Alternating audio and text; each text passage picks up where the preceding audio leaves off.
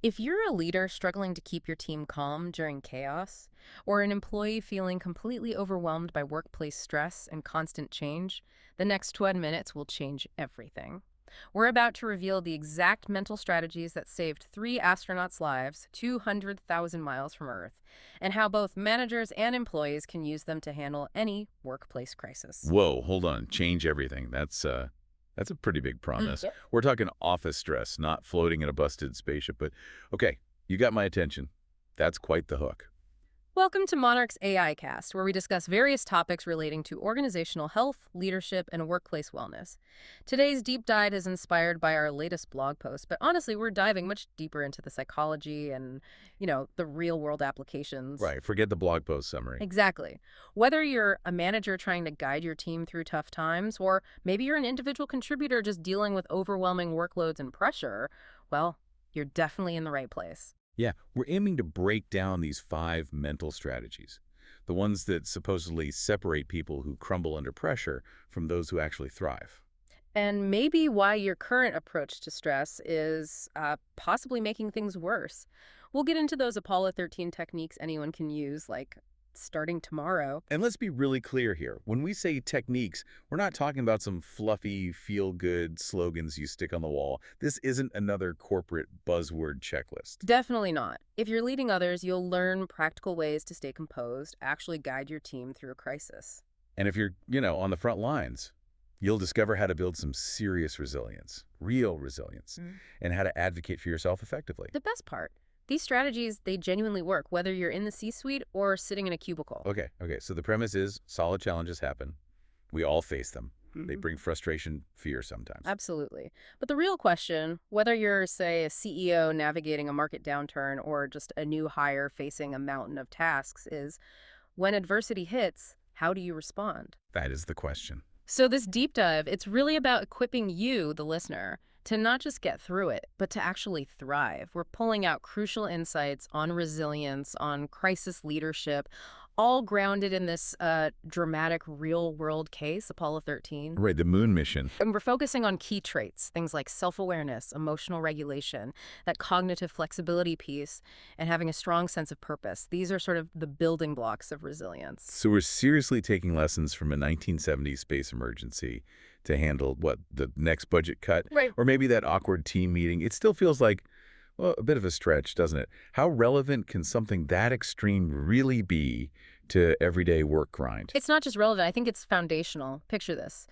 April 1970, Apollo 13, halfway to the moon, right? Three guys up there, supposedly routine, until bang. Yeah, the explosion. A massive explosion tears through the spacecraft, not just a little glitch, okay? We're talking catastrophic failure, oxygen tanks, service module, severely damaged, their lives. Just like that, hanging by a thread.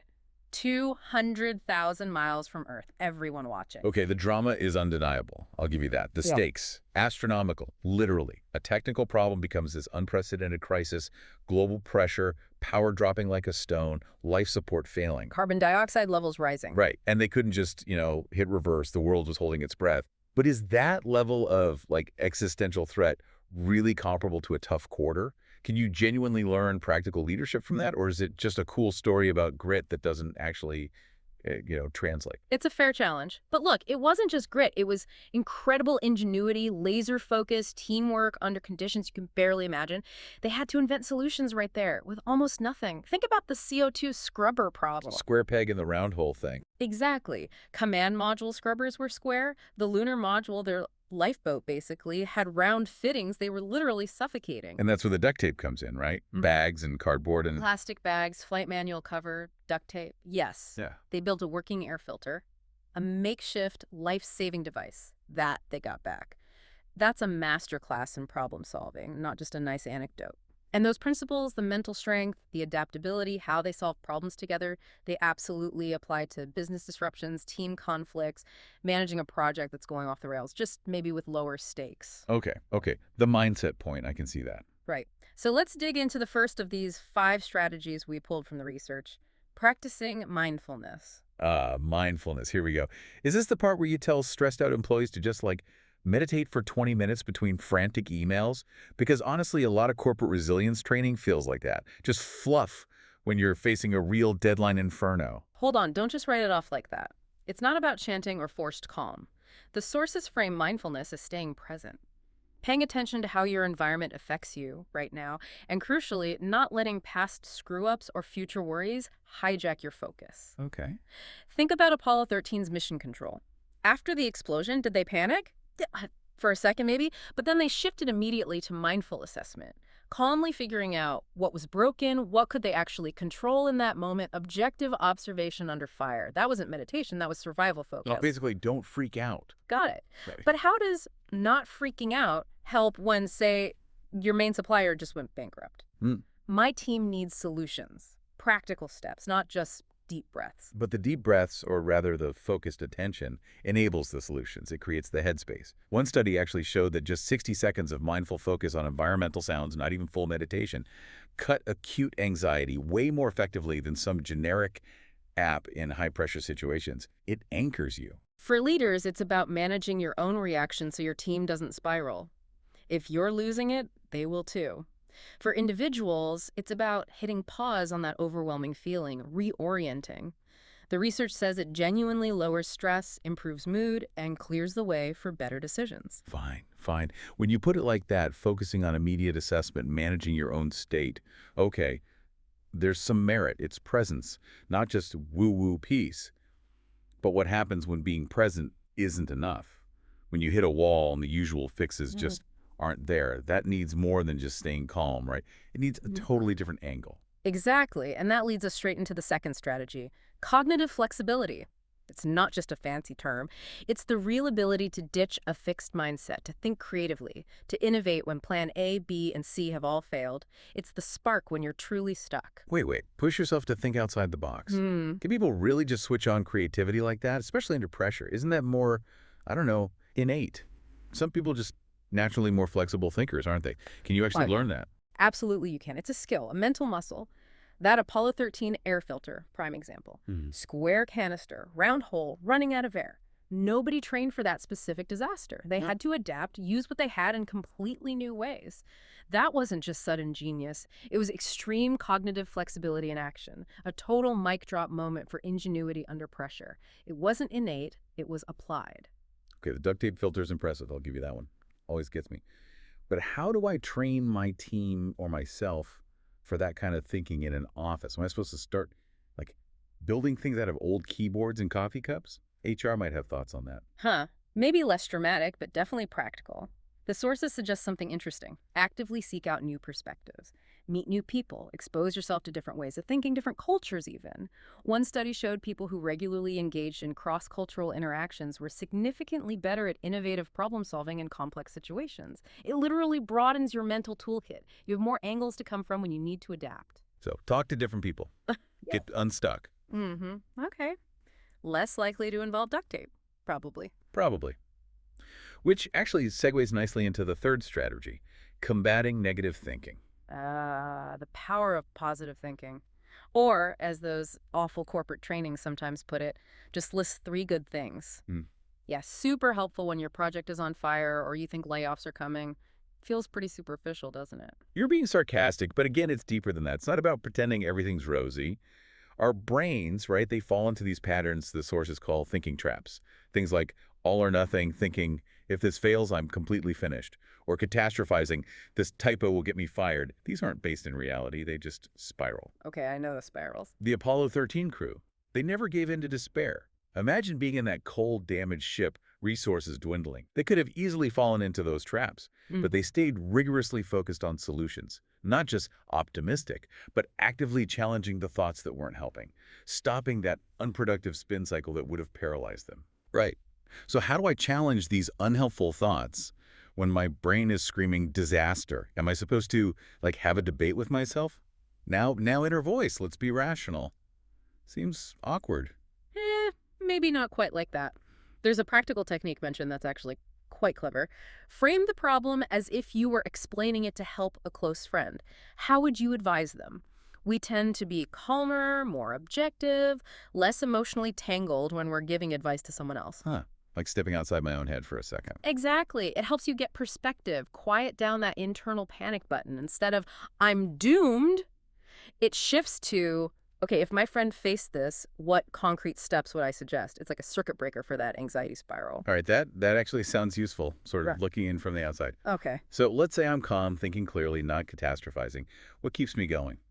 Is this where we talk about finding your why? Because Mm. honestly, that often sounds like pure motivational speaker fluff to me. Find your purpose, and suddenly data entry is fulfilling. I remain skeptical. Still skeptical, I see. But yes, cultivating purpose is genuinely powerful, and the research backs this up strongly.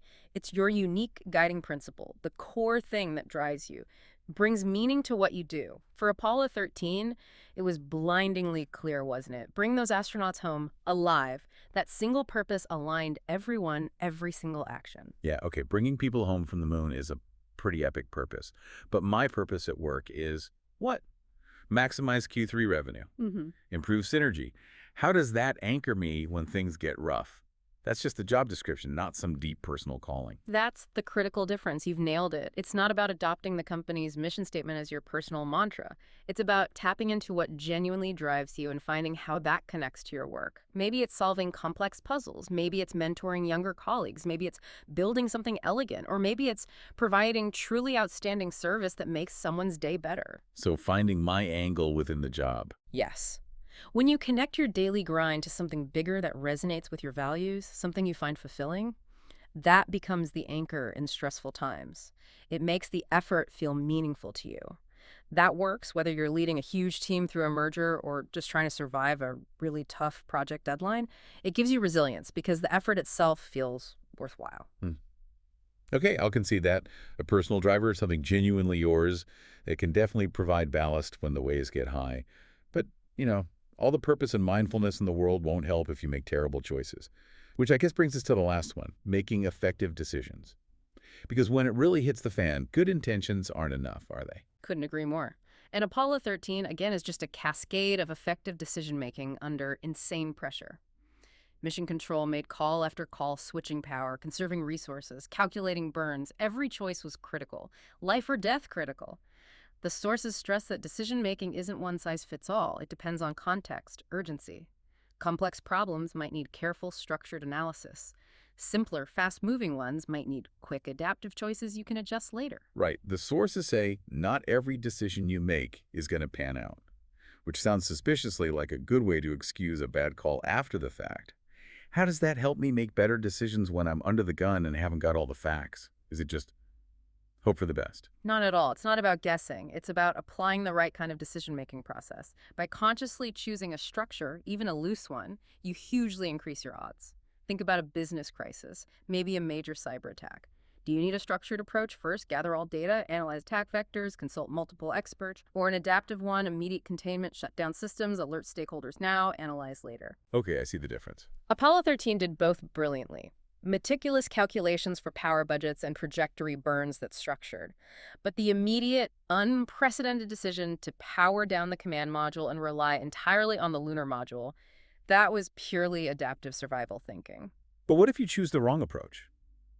Or just make the wrong call within that approach? That's the paralysis part, right? The fear of messing up when the stakes are high. That's where understanding reversibility, as one source puts it, comes in. Is this decision easily undone or changed? If yes, maybe decide quickly and be ready to iterate.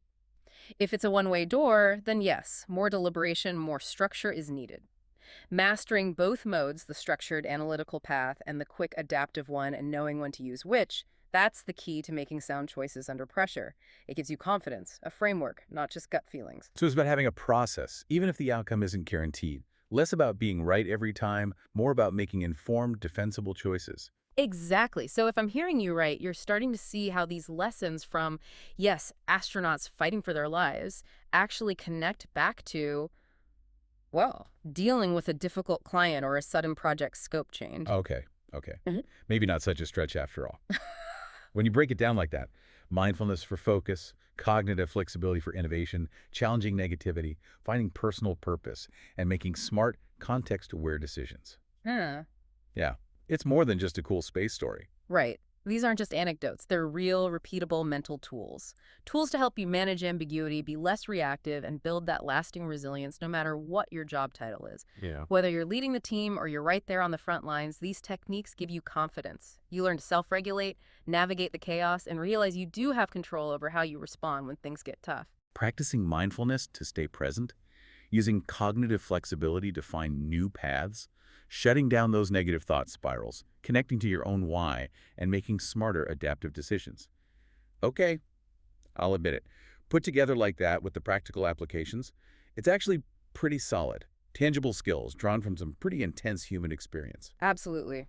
Because navigating challenges really isn't about trying to avoid hardship altogether. That's impossible. It's about growing through it. It's about reframing adversity, embracing ambiguity, and maybe becoming the kind of person, the kind of leader others look to when things get tough. Let the challenge shape you, not stop you. Thanks for listening to this deep dive. For more insights on leadership and organizational health, visit leadwithmonarch.com. Don't forget to subscribe and share this deep dive with your team. Until next time, keep leading with purpose.